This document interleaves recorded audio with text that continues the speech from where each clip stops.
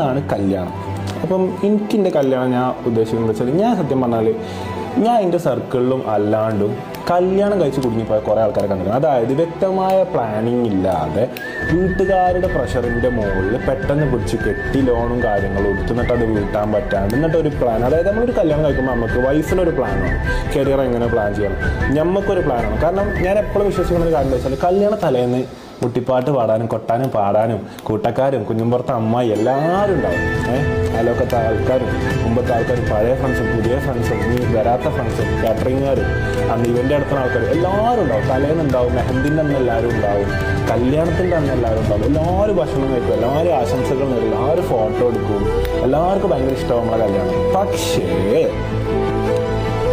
കല്യാണം കഴിഞ്ഞ് പിറ്റേ ദിവസം മുതൽ ഞാനും നമ്മൾ കെട്ടാൻ പോണ വൈഫും ഒറ്റക്കായിരിക്കും. അപ്പം നമ്മളെ ജീവിതം എന്താ വെച്ചാൽ, നമുക്ക് വ്യക്തമായ പ്ലാനിങ് ഉണ്ടെങ്കിൽ മാത്രമേ